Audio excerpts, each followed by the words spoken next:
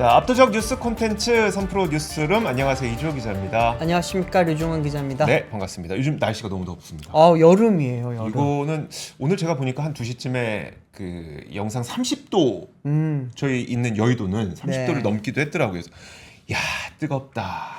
근데 오늘 시장도 뜨거웠습니다. 그러게요. 좀 뜨거웠죠? 네. 자, 그러면 어떤 뉴스들이 있는지 하나씩 살펴볼까요? 네. 자, 첫 번째 뉴스 한번 보여주시죠. 자, 헤드라인 한번 띄워주세요. 아마 기억하실 텐데 대략 한 일주일 전쯤에 그 미국 시장에서 엄청난 사건이 좀 벌어졌었어요. 맞습니다. 물론 예. 이 사건은 일종의 해프닝, 이 가격 표시 오류로 그 정도로 어느 정도 마무리가 되긴 했습니다만, 저도 이런 일이 발생하면 분명히 그 뒤에 뭔가가 터질 것 같은데라는 생각을 해왔었거든요. 네. 근데 실제로 국내에서는 이 가격 오류 때문에 좀 빚을 떠하는 고객들이 원성을 지르고 있다고 합니다. 그래서 네. 그 관련된 내용을 한번 전해드리겠습니다. 일단 그 다들 기억하시겠지만 혹시 못 본 분을 위해서 제가 이 사진을 하나를 준비했습니다. 버크셔 해서웨이가 99.97% 하락한 장면을 우리는 역사에서 한번 봤습니다. 와. 이거 버크셔 해서웨이 A주니까, A주는 보통 그 분할하기 전이죠. 그러니까 네. 분할 안 한 거죠. 그래서 60만 달러가 넘는 거라서 이거 우리나라 돈으로 따지면은 한 주에 얼마입니까? 60만 달러면 거의 8억 8억 정도 하죠. 8억 넘는 거죠. 네. 한 주당 8억 넘는 주식이 와. 99.97% 폭락해서 185달러로 표시가 됐었던. 사고 싶다. 그래서 네. 사실 저도 이거 딱 있었을 때 185.1달러는 안 될 것 같고 네. 186달러에다 하나 걸어놨었거든요. 됐어요, 거래? 안 되죠. 안 되죠. 아까워. 이거는 가격 표시 오류였기 때문에 당연히 이제 뉴욕 증권거래소에서도 그 당시 했던 게 네. 저처럼 요행을 바라는 이런 요행 바라는 이런 것들 다 저리 가라라고 해서 그 주문 자체를 다 취소를 했었는데, 네. 국내에서 뭐가 문제였었냐면 이게 그 저처럼 이제 186달러 이렇게 지정 가격에 건 거는 다 취소를 했었어요. 근데 문제가 뭐였었냐면 네. 시장가에 걸었던 사람들. 그쵸. 예를 들어서 내가 가격은 지정하지 않지만 그냥 버크셔 해서웨이 한 주 사줘, 뭐 내지는 두 주 사줘라고 네. 하면은 뭐 두 주 사면은 이 185달러면은 합쳐봐야 얼마입니까? 370달러잖아요. 네. 370달러면 살 수 있을 거라고 생각을 했죠. 그렇겠죠. 근데 그러니까 극단적인 예입니다. 그냥 네. 그렇게 안 돼요. 미수금에 그게 한도가 있으니까. 네. 근데 이게 주문을 딱 했더니 두 주가 걸렸어. 16억이 걸려버렸네. 요런 일, 극단적인 일이라고 했잖아요. 네, 그런 네. 일은 바라시지 않습니다. 왜냐하면 네. 미수금은 그 증거금 대비해서 몇 %까지 할 수 있는 그 제한이 다 있기 때문에 그렇게 되지는 그렇죠, 않습니다만, 시장가가 아닌 그러니까 지정가가 아닌 시장가에 걸었던 분들은 매수가 체결이 된 겁니다. 그래서 그 이제 분명히 나는 원금이 예를 들어 뭐 100만 원밖에 없었는데 체결되고 나니까 그 200만 원어치가 체결이 됐다. 네. 그럼 나머지 100만 원은 미수금이 발생을 하게 그렇죠. 된 거잖아요. 그럼 나머지 이 미수금을, 사실 미수금이라고 하는 거는 결국 결제일까지 넣어야 되는 건데, 네. 근데 사실 그 바로 며칠 전에 무슨 일이 있었냐면 결제 일수가 하루 줄어듭니다. 그 정책 변화가 있었잖아요. 그렇죠. 그러니까 하루 만에 이걸 또 돈을 넣어야 되는 그런 상황이 된 거죠. 네. 근데 하루 만에 돈을 넣어야 되다 보니까 이걸 팔아야만 하는 건데 팔면서 또 손해가 발생을 하게 된 겁니다. 이중, 삼중으로 손해를 보게 됐네요. 사실 이중 삼중이라기보다는 네. 어떻게 보면 레버리지로 좀 손해를 보게 된 거죠. 뭐 예를 들어 이날 아마 기억하시겠지만 다들 주가의 변동성이 굉장히 컸습니다. 네. 실제로 이제 그 가격 표시 오류가 해결되고 나서도 네. 뭐 한 몇 퍼센트 올라갔다 몇 퍼센트 떨어졌다, 이 그 주간 변동폭이 그러니까 네. 되게 컸었거든요. 그러면 거기서 만약에 좀 손해를 크게 본 상태에서 내가 매도를 했다라고 네네. 하면은 원래는 그냥 내가 한 주에 뭐 얼마 손해만 보면 될 것을 두 주 내지는 세 주 이렇게 미수금까지 써서 레버리지 손해를 보게 된 거기 때문에 네. 일부에서는 좀 크게 손해를 본 분도 있다는 그런 이야기가 있습니다. 사실 이거는 참 어떻게 해야 될까요, 이걸?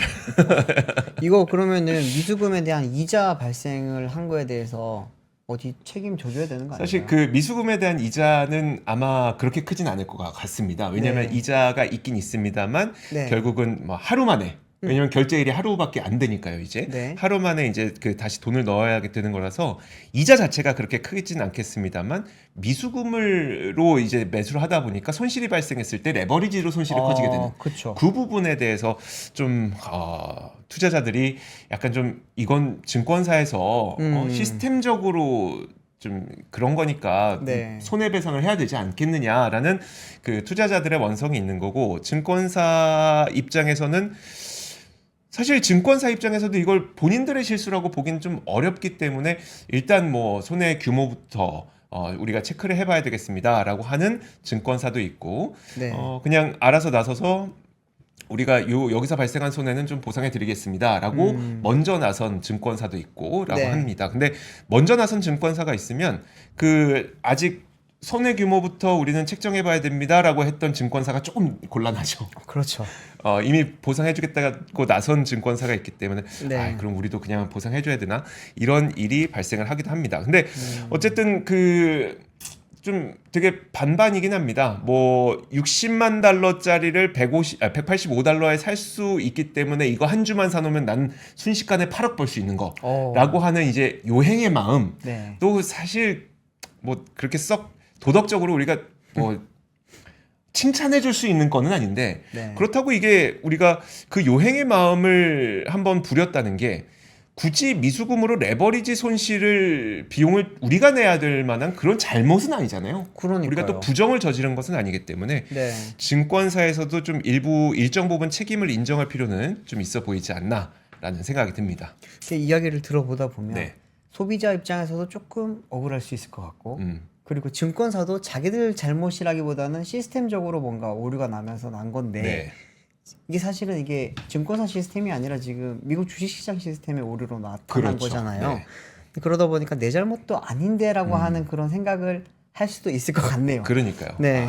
참 이게 근데 그런 거죠. 근데 고객 서비스 차원에서는 어쩌면은 증권사가 한번 책임을 져주는 게 나중에 좀 장기적으로 봤을 때 조금 더 좋게 돌아오지 않을까요? 그러니까 네. 고객의 신뢰. 그러니까 매매의 도덕이 필요하다 이게 아니라 네. 그러니까 요행을 바란 마음이니까 네가 책임져라고 하기에는 그렇죠. 이 요행이라고 하는 게 우리가 미수금 레버리지 손실을 우리가 내야 될 만큼 우리가 부도덕한 일을 저질렀냐 그 말이잖아요. 그래서 네네. 그러니까 바닐라님 말씀이 참 그렇네요. 주가 떨어지면 매수하는 게 맞죠라고 하시는데 저도 아까 순간적으로 저도 사고 싶다라고 했던 것처럼 저도 네. 걸었다니까요. 저도 걸었다니까. 네, 본능이죠 사실. 네. 본능이죠. 자, 그렇습니다. 네, 다음 소식은 제가 준비했습니다. 지금 우리나라 기업들이 굉장히 많이 진출하고 있는 미국의 주 중에 가장 대표적인 지역이 어디냐면은 네. 조지아입니다. 조지아 커피 이름 아니고요.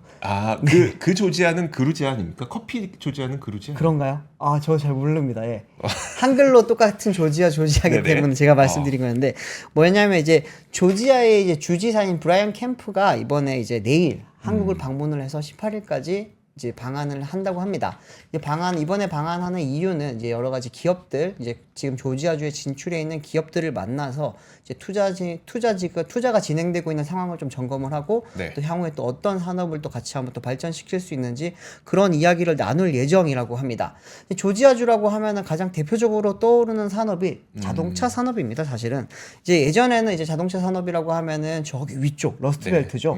거기 이제 GM, 포드 이쪽을 중심으로 해서 그런 러스트벨트가 많이 좀 유명했었는데 2000년대 이후부터는 미국 자동차 기존의 내연기관 자동차 업체들이 조금 많이 부진했죠. 네. 그 이후부터는 이제 미국의 남동부 지역이 사실은 러스트벨트 이후에 자동차의 대표적인 지역으로 좀 떴습니다. 네. 하나 좀 제가 자료 준비한 거 좀 띄워주시면 좋겠는데요. 이 미국 남동부 지역이라고 한다면은 조지아 그리고 이제 엘라바마 이쪽이 좀 중심으로 되어 있고요. 보시면은 현대, 기아, 뭐 리비안, 벤츠, 토요타, 포드 다 있습니다. 네. 이제 우리가 알고 있었던 저기 러스트벨트에 있던 포드 GM을 제외하면 나머지 대부분의 공장들은 다 여기 있다고 보시면 될 정도예요. 그러다 보니까 이제 특히나 조지아 같은 경우에는 세제 혜택이라든지 여러 가지 지금 혜택을 많이 주면서 이런 완성차 업체들이 많이 끌어당겼거든요. 네. 그럼 보시면은 현대차 있죠. 그리고 이제 기아 있습니다. 그리고 기아 위쪽에 보시면 SK온과 현대가 지금 같이 짓고 있는 그 공장도 있고요. 배터리 네. 공장이죠. 이쪽이죠. 네. 네. 배터리는 배터리로 표시가 되어 있네요. 맞습니다. 잘 보시면은 여기 이제 초록색 별표는 전기차 만드는 공장이고요. 예. 그리고 이제 노란색 별표는 여기 벤츠 같은 경우에 노란색 토요타도 그렇고요. 네. 보면 여기는 이제 배터리도 만들고 전기차도 만들고 하는 공장들을 말하는 거고 방금 이조 기자가 말한 대로 파란색 배터리 모양은 배터리만 만드는 곳입니다. 네. 근데 보시면 이제 조지아 안에 다 있어요. 지금 SK온과 뭐 SK온 현대가 같이 만드는 것도 있고 여기 빠져 있는데 조지아에 있는 현대 공장이 바로 이제 HMG MA라고 하는 올해 10월달에 이제 가동을 시작하는 네. 조지아의 그 현대차 첨단 전기차 전용 공장입니다. 그 바로 밑에 지금 여기 지도에는 안 나와 있는데 LG 에너지 솔루션과 현대차가 지금 같이 또 공장을 또 짓고 있습니다. 네. 이 부분에 대해서는 또 다른 이제 표가 하나 있어서 가져와 봤는데요.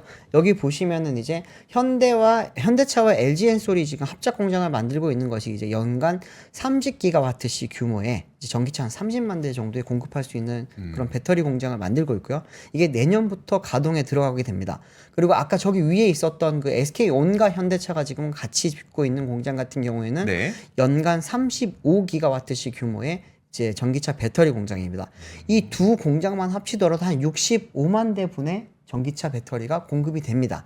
그러면은 조지아 입장에서는 현대차, SK온, LG 에너지솔루션이 얼마나 지금 소중한 기업이겠어요? 그렇죠. 그렇기 때문에 이제 브라이언 캠프 주지사 같은 경우에는 수시로 이 공장들을 항상 가서 이제 보면은 뭐 자동차, 전기차도 시승도 해보고요. 네. 이제 생산 현장도 막 돌아보면서 뭐 이제 되게 좋아해요. 제가 들어보니까 그 뭐 기아 쪽에 이제 미국 법인 있는 쪽 이야기를 들어보니까 브라이언 캠프 주지사가 오고 나면 항상 문제가 해결된다. 그래요? 불만이 해결됐다. 뭐 네. 이런 이야기가 많았거든요. 오. 우리 이거 좀 도와주시면 안 될까요? 라고 하면은 캠프 주지사가 적극적으로 항상 수용을 했다고 해요. 그렇군요. 그러다 보니까 이제 그런 이야기들이 이제 국내에서도 많이 퍼지다 보니까 요즘 국내 기업들이 많이 나가는 두 개 지역이 이제 텍사스와 이제 조지아입니다. 네. 예전에는 뭐 샌프란시스코라든지 좀 많이 갔었는데 워낙 캘리포니아가 지금 세금이 좀 세잖아요. 그렇죠. 또 여러 가지 일들도 많다 보니까 세제 혜택을 많이 주는 텍사스 그리고 이제 지금 조지아로 많이 가고 있는데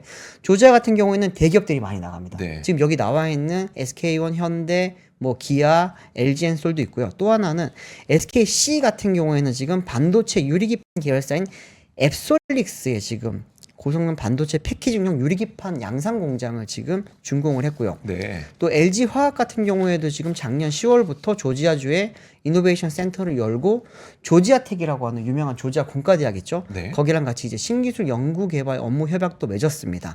또 이제 푸드 기업도 있습니다. 푸드. 네. 네. 음식이요, 음식. 네. CJ 푸드빌 같은 경우에는 500억 원 이상을 투자를 해서 지금 조지아주 홀카운티 게인스빌에 9만 제곱미터 부지에 지금 생산 공장을 구축하기로 지금 한 상태입니다. 이거 엄청나죠, 사실. 그러면 우리나라 기업들이 네. 미국 조지아주에서 얼마나 많은 경제적 효과와 그리고 얼마나 많은 일자리를 책임지고 있는 거겠습니까?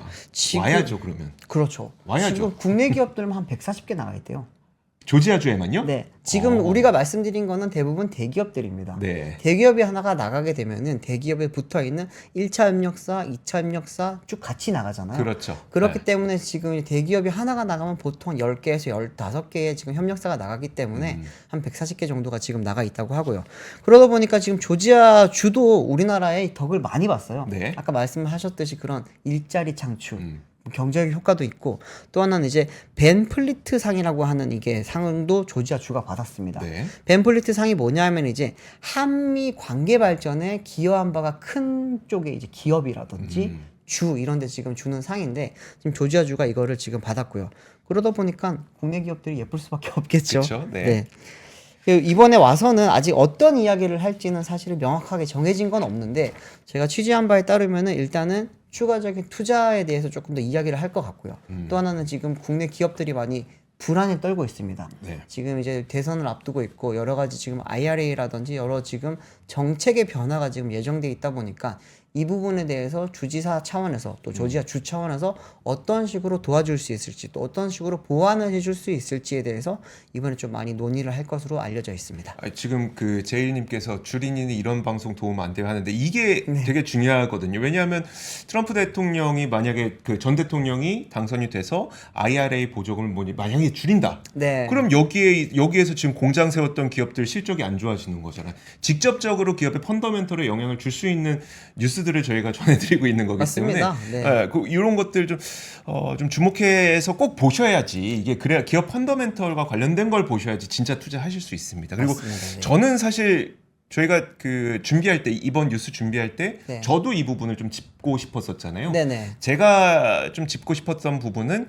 조지아 주가 미국에서 대표적인 경협주 가운데 하나이기도 그렇죠. 하거든요. 네. 그리고 여기에 선거인단 수가 16명이에요. 네. 그러면 이제 미국에 있는 50개 주 가운데 7위 정도 되는 선거인단을 보유하고 있는 주입니다. 그러면 굉장히 선거에서 중요한 곳이라는 거죠. 여기서 그렇죠. 만약에 바이든 쪽, 그러니까 민주당 쪽이 선거인단을 가져가느냐, 미국은 워낙 그 위너 텍스 올이니까 그렇죠. 트럼프 공화당 쪽이 가져가느냐에 따라서 조지아의 16석은 다 가져가는 거잖아요. 맞습니다. 그래서 이 부분과 관련돼서 결국은 아무래도 요즘에 트럼프 전 대통령이 재임을 하게 될 경우에 여러 가지 우리나라의 부정적인 뉴스들이 나올 가능성이 있기 때문에 많죠. 이런 지역들을 우리가 레버리지 삼아야 된다. 네. 이런 얘기들을 많이 하고 있거든요. 온갖 연구원들에서. 그래서 이 조지아주의 이 관련된 움직임들 좀 잘 보셔야 될 것 같습니다. 근데 네, 저는 온 게 네. 좋은 것 같아요. 그쵸. 지금 네. 조지아 이제 캠프 주지사 입장에서는 혹시나 투자를 철회를 한다든지 중단을 네. 할 경우에는 주 자체가 지금 직접적인 타격을 많이 받을 수가 있거든요. 근데 투자 철회 같은 거에 지금 이야기가 나올 수밖에 없는 게 방금 말씀하셨듯이 트럼프 전 대통령이 만약에 지금 당선이 되고 그렇게 돼서 IRA 법안 자체를 폐기를 시켜버리게 되면은 이제 우리 기업들이 받는 타격이 엄청납니다. 실제로 지금 현대차 같은 경우에는 8조 원을 들여서 공장을 짓고 있는 이유가 거기서 이제 연간 30만 대의 전기차를 생산을 하면은 거기에 따른 보조금을 받을 수 있을 거라는 기대가 있기 때문에 네. 지금 짓고 있는 거고요. 그렇죠. 또 하나는 LG 엔솔이라든지 SK온이 지금 공장이 여기에 엄청 많습니다. 이들 같은 경우에는 여기서 배터리를 생산을 하게 되면은 AMPC라고 하는 또 보조금을 또 지원받고 있거든요. 이거마저 없어지게 되면은 지금 국내 기업들은 수십조를 들여서 거기 공장은 세워놨는데 네. 어떻게 보면 그러니까. 남 좋은 일만 시키고 우리는 딱히 없는 게 없는 그런 상황이 벌어질 수도 있기 때문에 그런 펀더멘탈에 대해서는 조금 많이 좀 우려를 하면서 지켜봐야 되는 상황입니다. 이게 진짜 아닌가? 그렇죠. 이런 소식들이 진짜 아닌가? 네. 자, 좋습니다. 저는 사실 그 조지아주와 관련돼서 또 어떤 내용을 준비하고 있었냐면 네. 얼마 전에 이게 그 트럼프 전 대통령의 그 유죄 판결 소식이 있었잖아요. 있었죠. 거기서 네. 이제 그 판결 나고 나서 조지아주의 민심을 조사를 해봤다는 거예요. 네. 보니까 그러면 이제 여기 나왔습니다. 이거 얼마나 경합주의인지를 보여주는 사례입니다. 네. 그래서 정치 성향별로 민주당 지지층의 96%가 편결에 동의한 반면 공화당 지지층의 86%는 편결을 인정하지 않았고 무당층은 52%가 인정하는 반면 42%는 편결에 동의하지 않았다. 그러니까 진짜 막상막하라는 얘기죠. 그렇네요. 여기는 조지아주라고 하는 그 정말 16석이라는 꽤 큰 그 선거인단을 보유하고 있는 이 주는 정말 반반이다. 야. 어떻게 하느냐에 따라서 이게 이쪽으로 갈 수도 있고 저쪽으로 갈 수도 있는 굉장히 민감한 지역이다. 물론 여기 말고도 미시간도 있고 또 네. 어디쯤 한 7개 정도의 주가 있잖아요. 경합주가 있잖아요. 네. 거기도 중요하지만 일단 우리는 여기에 많은 투자를 해놨기 때문에 사실 이 지역을 우리가 레버리지로 이용할 수 있는 그렇죠. 그런 측면이 분명히 있어서 좀 요런 뉴스는 저는 분명히 우리 투자하시는 분들이 관심 갖고 봐야 될 뉴스라고 생각을 합니다. 네. 자, 다음 뉴스 한번 보도록 하겠습니다. 다음 뉴스는 제가 준비했는데 오늘 사실 이거는 좀 시장 관련된 뉴스인데 이 실리콘 음극재 시장이 정말 열리게 되는 건가? 라는 네. 기대감을 좀 가져오게 만드는 어떤 보도가 있었습니다. 아직은 저희가 좀 보도라고 칭하도록 할게요. 왜냐하면 공식적으로 좀 확인이 될 필요가 있기 때문에 그런데 네. 일단 그 보도는 이겁니다. 그 기아 EV3 요즘에 많은 기대를 갖고 있잖아요. 아무래도 약간은 저가형으로 나왔기 때문에 전기차로서는 굉장히 많은 사람들이 살 수 있지 않을까라는 기대를 모으고 있는 게 바로 기아 EV3입니다. 근데 기아 EV3에 실리콘 음극재를 적용한 배터리가 탑재된 것으로 확인됐다는 보도가 있었어요. 그러다 보니 결국 현대자동차 그룹도 실리콘 음극재 기반의 배터리를 이제부터 사용하기 시작하는 거냐라는 기대감을 한창 갖게 만든 거죠. 네. 그리고 현대차 그룹이 LG 에너지 솔루션과 인도네시아에서 세운 합작 공장에서 생산한 배터리가 이번 EV3에 적용이 되는데, 그럼 이 배터리에 들어가는 실리콘 음극재를 누가 만드는지를 봤더니 대주전자 재료더라라고 하면서 오늘 대주전자 재료의 주가도 크게 올랐었고요. 네. 자, 이런 현상들이 좀 이어지고 있는데, 아무래도 그 EV3라고 하는 거는 보조금을 만약에 반영하게 되면은 결국 실구매가가 3천만 원대 중반까지 내려가기 때문에 우리나라의 뭐 거의 처음이라고 봐야 되겠죠? 그 보급형 전기차 가운데 이 정도 가격이라 하는 거는? 그렇죠. 뭐 코나라든지 네. 뭐 있었죠. 코나 니로가 3천만 원 중반으로 살 수는 있었습니다. 근데 네. 그때 당시는 보조금이 천 몇백만 원씩 나올 때였고요. 그러니까요. 근데 지금은 현재는 서울 기준으로 최대 860만 원 받을 수 있기 때문에 네. 굉장히 지금 저렴하게 잘 나왔다고 볼 수 있죠. 그러니까요. 그렇다 보니까 좀 기대가 되고 있는 거고, 이 실리콘 음극재라고 하는 것도 아마 배터리 관련된 공부 많이 해보신 분들이라면 당연히 적용됐으면 좋겠다. 네. 이 성장성이 어마어마한데라는 기대감을 많이 갖고 계셨을 텐데, 문제는 사실 뭐 여러 가지 좋은 측면이 있었지만 비쌌죠. 비싼 게 좀 문제였었죠. 그렇죠. 그러다 보니까 실리콘 음극재는 지금까지는 뭐 포르쉐 타이칸이라든지 아우디 이트론 GT라든지 네. 이런 고급 차종을 중심으로만 적용이 됐었는데, 이게 이번에 3천만 원대에 구매할 수 있는 보급형 전기차에도 실리콘 음극재가 탑재된다고 하니까 굉장히 많은 좀 기대감을 갖게 만들었던 것 같습니다. 자, 그러다 보니까 이게 오늘 또 어떤 기업까지도 주가가 좀 올랐냐면, OCI가 군산에 2차 전지 실리콘 음극재용 특수 소재 공장에 첫 삽을 뜬다는 소식이 나왔는데, 네. 오늘 OCI도 주가가 좀 오르긴 했습니다. 이게 실리콘 음극재 때문에 OCI가 올랐는지 모르겠습니다만 네. 관련된 소식과 함께 OCI도 좀 올랐어요. 그래서 OCI의 경우에는 지금 OCI가 생산할 이 특수 소재는 실리콘 음극재의 주 원료고, OCI는 지난 7월에 영국 실리콘 음극재 제조기업 넥스온과 2025년부터 5년 동안 700억 원 규모의 실리콘 음극재용 특수 소재를 공급하는 장기 계약을 체결한 바가 있습니다. 그래서 초기 생산 능력이 1000톤 규모, OCI는 앞으로 글로벌 2차 전지 시장 성장에 따라서 생산 규모를 정한다는 계획입니다. 자, 이런 뉴스들이 계속 나오게 되니까 실리콘 음극재에 대한 뭐 시장의 반응이 굉장히 좀 오늘 뜨거웠던 것 같다. 그렇죠. 라는 걸 먼저 한 가지 전해드리도록 하겠고, 사실 그 다음에 연결지어서 정확하게 뭐 맞아떨어지는 뉴스는 아니긴 한데, 오늘 또 이 뉴스도 있었습니다. 그 현대차가 캐스퍼 전기차를 출시하려고 했었잖아요. 네네. 그 캐스퍼 전기차가 오늘 외관 일부가 좀 공개됐습니다. 사진부터 한번 볼까요? 이게 본격 공개는 이제 부산 모터쇼에서 네. 본격적으로 공개를 하는 거기 때문에 오늘은 그냥 실루엣만 살짝 이렇게 보여주는, 맛배기만 보여주는데, 이거 완충을 하게 되면 뭐 300km 넘게 달리게 되고, 그리고 이 가격은 거의 한 2천만 원대 정도가 될 것으로 보이기 때문에 이것 역시 우리나라에서 좀 전기차, 그러니까 저가형 전기차. 이 저가형 전기차라고 하니까 뉘앙스가 좀 안 좋긴 한데 안 좋은 거 아니죠. 네. 저렴한 전기차. 저렴한 전기차. 네. 전기차의 보급을 확산시킬 수 있을 그런 만한 가격대를 갖고 있는 그 전기차 캐스퍼 일렉트릭이 또 이번에 공개가 된다라는 이야기가 나왔습니다. 사실 이 캐스퍼 전기차의 경우에는 우리가 흔히 그 지역 상생형 일자리의 어떤 모델로 삼았었던 광주 글로벌 모터스에서 네. 생산을 하는 차종이기 때문에, 근데 사실 이 캐스퍼는 잘 안 팔렸죠.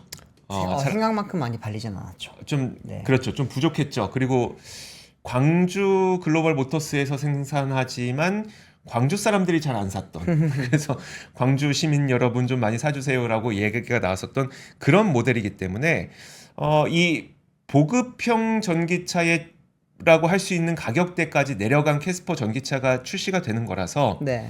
좀 잘 팔렸으면 좋겠다. 그래야 또 일자리도 잘 늘어나고 또 처우도 개선되는 거 아니겠습니까? 그렇습니다. 잘 팔렸으면 좋겠다. 광주형 일자리 처음에 만들었을 때 그때도 논란이 많았고 네. 좀 해결이 되면서 GGM 광주 글로벌 모터스가 사실은 2021년도부터 가동에 들어갈 수 있었던 건데, 그때 당시에 연간 생산 계획은 7만 대였어요. 연간 이제 한 7만 대 정도를 생산을 해서 판매를 하면은 이제 광주 글로벌 모터스에서 일하는 분들은 한 연봉 3,500만 원 플러스 알파를 받을 수 있을 거다. 네. 라는 게 사실 당초 이제 광주형 일자리의 계획이었는데 지금 제가 취재한 바에 따르면은 작년에 캐스퍼가 한 4만 5천 대 팔렸고요. 2022년도 때 한 4만 8천 대 정도 팔렸습니다. 네. 그러다 보니까 이제 실제 목표의 한 70% 정도밖에 판매를 못했고 그러면서 이제 이게 어떻게 보면은 임금으로도 직접적으로 연결이 됐어요. 그럼요. 임금이 조금 뭐 임금 근로 시간이 좀 줄다 보니까 임금이 많이 줄었고 이제 실제로는 한 300만 원 정도 받을 수 있을 거라고 봤었는데 한 200만 원 중초반, 초중반 정도의 지금 임금만 받았다고 하고요.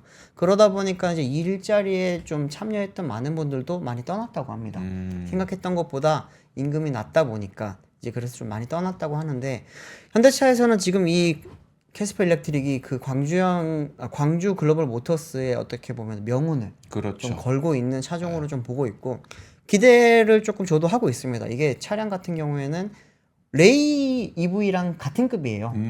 근데 레이 EV 같은 경우는 1회 충전 한 200km 정도 가거든요. 네. 근데 캐스퍼 EV 같은 경우에는 한 315km 간다고 오늘 나왔기 때문에 그러면은 충분히 시티카로도 타고 네. 뭐 경기도 인근이라든지 주변 이제 교회 같은 데 나갈 때도 충분히 탈 수 있는 차량일 것 같고 또 하나는 이제 내연기관 차로서는 조금 약간 매력이 떨어졌었던 게 사실입니다. 그렇죠. 이게 경차의 한계가 좀 있기 때문에 그 부분이 좀 뭐 주행 성능이라든지 네. 답답한데 이건 조금 그런 부분을 해소를 해줬기 때문에 기대를 하는 게 있지 않나라고 보이고 있습니다. 그러면 그 캐스퍼 일렉트릭은 수출도 가능합니까? 네, 지금 현재로서는 해외 시장 수출 당연히 보고 있고요. 주력으로 지금 주요 꼽히는 이제 후보 지역이 일단은 일본 시장이 있고 또 하나는 이제 아세안 시장이 있고 네. 또 인도 시장이 있습니다. 그런데 약간 걱정되는 부분은 캐스퍼가 국내에서는 경차인데 네. 일본에서는 경차 기준을 좀 충족하지 못하고요. 아세안 시장에서는 중국 차랑 맞붙었을 때 가격적인 경쟁력이 조금 부족할 것 같지 그러네요. 않겠냐라고 하는 우려감이 있습니다. 네. 그래서 현대차에서는 지금 이거를 유럽 시장에 진출을 한번 시켜보는 거 어떻겠냐라는 거를 좀 진지하게 검토하고 있는 걸로 알고 있습니다. 그러네요. 자, 좋습니다. 그리고 다음 뉴스 한번 보겠습니다. 네, 다음 뉴스는 제가 준비했습니다. 지금 일론 머스크가 77조 원을 받을 수 있을지 없을지에 대한 지금 투표가 이틀 앞으로 왔습니다. 네. 네, 지금 많이들 알고 계시겠지만 이제 13일이죠. 13일에 이제 테슬라가 머스크 보상안과 관련해 가지고 소액 주주들을 대상으로 웹사이트와 이제 뭐 온라인 웹사이트에서 지금 이제 이번에 주주총회를 하고 그리고 이제 웹사이트 투표를 하잖아요. 네. 이 부분에 대해서 지금 여러 가지 이야기들이 나오고 있는데 어제까지 나온 이야기로는 주요 이제 뭐 기관들이라고 하죠. 기관들이 지금 반대하는 바가 되게 많았습니다. 맞아요. 그러다 보니까 이제 일론 머스크는 기댈 곳이 소액 주주입니다. 네. 소액 주주들에게 이번에 되게 많은 좀 매력적인 그런 안들을 제시를 했는데 그 중에 하나가 이번에 찬성하는 분들 중에 이제 추첨을 해서 뭐 공장을 투어를 시켜주겠다라든지 뭐 여러 가지 좀 개인적인 그런 페이버를 좀 많이 주려고 하는 그런 모습을 보였는데요. 이게 과연 잘 통할지 사실 이 부분은 조금 아직은 의문이긴 합니다. 네. 왜냐하면 지금 뭐 일론 머스크 자체에 워낙 지분율이 높기는 하죠. 근데 일론 머스크를 제외하면 대부분 여전히 대주주는 그 기관들로 채워져 있잖아요. 네. 근데 기관들 중에 좀 많이 흔히 갖고 있는 대주주들은 지금 좀 반대를 많이 하고 있습니다. 네. 일론 머스크에게 지금 반대하고 있는 것 중에 대표적인 것이 이제 그 노르웨이 국부 펀드를 운영하고 있는 노르웨이 은행 투자 관리 NBIM이라고 하는 곳에서 어제 이제 반대표를 던지겠다고 공식적으로 발표를 했습니다. 네. 로이터에 따르면 이제 NBIM은 이제 운용 자산이 1조 7천억 달러에 달하는 세계 최대 국부 펀드 중에 하나인데 지난해 말 기준으로 테슬라의 지분율이 0.98%, 네. 약 한 77억 달러 정도를 보유한 테슬라의 8대 주주라고 합니다. 또 지금 이제 여기뿐만이 아니고요. 그 캘리포니아 주에 이제 미국 캘리포니아 주에 공무원 연금을 지금 제일 크죠. 네. 캘퍼스 아시죠? 네. 지금 운영하는 여기 공무원 연금 쪽에서 지금 반대 의사를 밝혔고 이제 기관 투자자들의 어떻게 보면 바로미터라고 볼 수도 있는 이제 의결권 자문사인 ISS 네. 그리고 이제 글래스 루이스 같은 경우에 지금 반대를 권고했습니다. 그렇죠. 근데 또 뭐 모든 기관들이 다 반대하는 건 아닙니다. 지금 이제 뭐 월가의 베런 캐피탈과 그리고 이제 티로 프라이스 같은 경우에는 이번에 일론 머스크 쪽에 손을 들어줬다고 하고요. 네. 또 이제 스코틀랜드 자산 운용사인 이제 베일리 기퍼드도 테슬라 측에 지금 서 있다고 합니다. 근데 지금 키는 네. 뱅가드와 그 블랙록이 잡고 있다라는 이야기도 많이 나오고 있어요. 둘 다 보면 이제 세계 최대 자산 운용사 중에 하나들인데 뱅가드 같은 경우에는 지금 테슬라의 지분율이 7.2%에 달하고 블랙록도 5.9%에 달합니다. 이 두 곳 같은 경우는 아직까지 어느 편에 설지에 대해서 입장을 밝히고 있지는 않는 상황입니다. 네. 근데 지금 그러다 보니까 이제 테슬라의 지금 일론 머스크 CEO는 어쨌든 소액주주들을 통해서 좀 분위기를 국면을 좀 전환을 시키고 그리고 이제 뱅가드랑 블랙록을 어떻게든지 좀 설득시키지 않을까라고 하는 게 지금 뭐 많은 전망이죠. 아, 네. 그러니까요. 그래서 사실 그 아마 테슬라 관련된 투자하고 계시는 분들은 정말 촉각을 곤두세우고 계실 그렇습니다. 겁니다. 네. 6월 13일에 이제 주주총회가 열리고 거기에서 이제 그 표결이 공개가 되는데 네.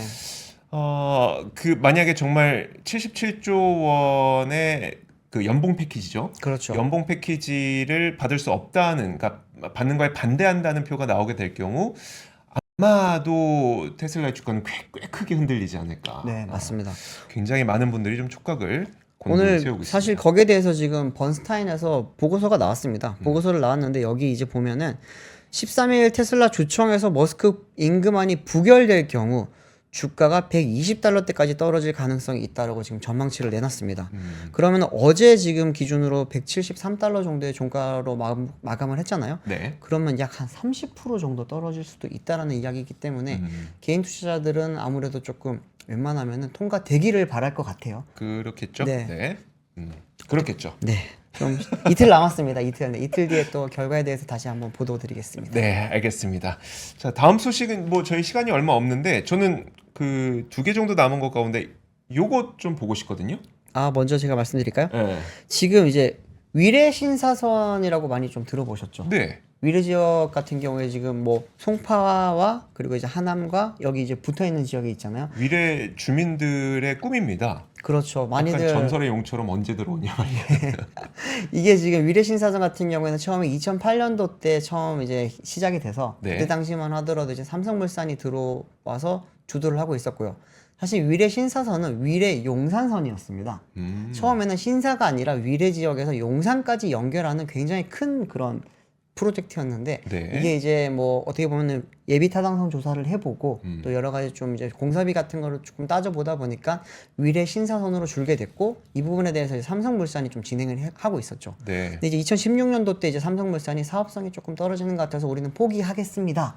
라고 해서 이제 그 뒤에 이제 그 GS 쪽에서 이걸 받아서 하고 있었는데 GS 건설 컨소시엄이 오늘 이제 또 포기하겠다라는 의사를 밝혔습니다. 그렇습니까? 네. 어. 이렇게 되면서 지금 다시 한 번 더 용이라든지 네. 전설 속에 지금 그런 걸로 지금 또 가는 거 아니냐라고 하는 우려가 되게 많이 나오고 있습니다. 근데 이 부분 좀 자세히 보자면은 이제 GS 컨소시엄에서 왜 포기를 하게 됐느냐라는 건데 사업성이 좀 많이 떨어진다고 하고요. 또 하나는 총 사업비가 당시만 하더라도 한 1조 4,700억 정도, 1조 4,800억 정도 지금 들 거라고 봤었는데 네. 이게 벌써 8년 전의 기준입니다. 음. 8년 동안에 지금 원자재 가격도 많이 올랐죠. 최근에 또 공사비가 굉장히 많이 올랐지 않습니까? 네. 그러면서 이제 GS 컨소시엄 쪽에서는 서울시에다가 공사비를 좀 인상을 해달라고 계속 요청을 했었는데 이게 좀 강남구라든지 서울시에서는 이 부분을 좀 쉽게 받아들일 수 없다고 했고요. 그러면서 이제 결국엔 사업성이 떨어지기 때문에 GS 컨소시엄 쪽에서는 오늘 이제 포기하겠다라고 이야기를 했습니다. 근데 이 이야기가 나오고 나서 사실 좀 위례 지역에서는 좀 많이 지금 안 좋은 이야기들이 많이 나오고 있습니다. 네. 원성이 좀 자자하죠. 그러다 보니까 이제 오세훈 시장이 직접 나서서 오늘 조금 이거를 진정시키는 이야기를 했는데 절대 포기하지 않겠다. 차선책을 찾겠다라고 이야기를 했고요. 또 하나는 이제 이게 지금 민간 투자 사업으로 좀 재공고를 내겠다라고 했습니다. 왜냐하면 민간 사업 투자로 갈 경우에는 조금 속도를 많이 낼 수 있고 또 자율성이 조금 더 배분될 수 있다고 합니다. 네. 그러다 보니까 정부 주도라든지 지자체 주도보다는 원래는 정부 주도였죠. 그렇죠. 그랬다가 지자체 네. 주도로 지금 넘어온 상태였는데 이거를 아예 민간 투자 사업으로 재공고를 내서 조금 추진을 해보고 만약 여의치 않다면은 그래도 여의치 않다면은 조금 재정을 다시 좀 더 투입을 하는 방향으로 해서 쉽게 말하면 공사비를 조금 증액시켜주는 그런 걸 좀 도와주는 방향으로 좀 가겠다라는 그런 의지를 좀 나타냈습니다. 근데 그럴 수밖에 없어요. 그렇죠. 돈이 안 맞잖아요. 네, 지금 흔히 말하는 그 이제 BC 타당성 조사를 했을 때 1이 네. 안 나와요. 1이 나와야지만 지금 어떻게든지 예비 타당성에서 딱 똔똔을 맞출 수 있는 네. 딱 이제 그렇게 하는 건데 지금 이 사업 같은 경우에는 1.05에서 1.02 이렇게 거의 뭐 아주 정말 극도의 작은 지금 이익만 나고 있는 그런 걸로 예비 타당성 조사 결과가 나오고 있는데 이게 이제 1도 안 나오는 상황이 되다 보니까 이제 GS 쪽에서는 결국엔 포기를 한 거고요.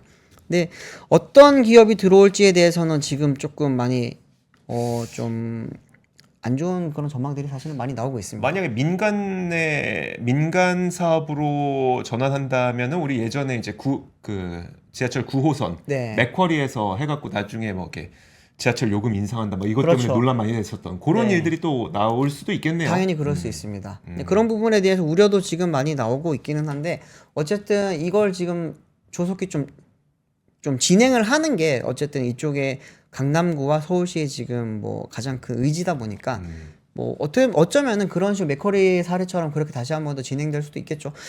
제가 자료 준비한 거 하나 좀 띄워주시면 좋겠는데 네. 위례 신사선이 어떤 거냐면은 여기 아래 지역에 보면 위례 신도시라는 곳이 있습니다. 여기 바로 이제 성남시랑 송파구 딱 바로 옆에 붙어 있는 곳이고요. 네. 여기서 이제 이 신사역까지 연결되는 11개 역을 갖춘 그런 노선인데 이거에 왜 그렇게 위례 쪽 사람들이 목숨을 걸고 있느냐? 단순히 부동산 가격 때문이 아니에요. 위례 지역 가보면 약간 갇혀 있습니다. 여기 네. 보시면은 이제 수인 분당선 뭐 지금 여기 딱 보면은 그 삼각형으로 다 나눠져 있는 부분이 있는데 네. 여기 실제 도로가 아침 출퇴근길에는 이 복정역 구간을 빠져나가는 데만 1시간 걸립니다. 그러다 보니까 이제 교통적인 불편이 너무 큰 거예요. 그러다 보니 이제 위례 쪽 지역 사람들이 염원입니다, 사실은. 네. 당연히 뭐 부동산 가격 인상이라고 하는 거는 부수적으로 따라오는 거고요. 실제로 원하는 건 지금 제발 저희 강남 출퇴근 좀 잘하게 해주세요. 진짜 부수적일까요? 그거는 제가 위례 사람이 아니라서 모르겠습니다만, 네. 근데 근데 결국은 이제 우리가 도시를 발전시키고 그리고 그 도시에 많은 사람들이 모일 수 있게끔 도와주는 게 사실 교통 인프라이다 보니까 교통 인프라는 참 물론 부동산 가격 올리는 역할을 분명 함에 있어서도 하면서도 분명히 그 거주하시는 분들을 위해서 교통 인프라는 좀 더 보강될 필요는 있지 않을까라는 생각이 위례가 참 보면은 이런 대중교통이 조금 아쉬워요, 항상. 조금 어렵긴 하죠. 네, 위례선도 지금 그렇고요. 또 위례 과천선도 또 추진되다가 지금 중단된 게 있습니다. 뭐 여러 가지 위례 관련된 그런 뭐 경전 처리라든지 지하철 같은 게 많은데 이게 참 쉽지가 않은 것 같습니다. 검은 속내라잖아요.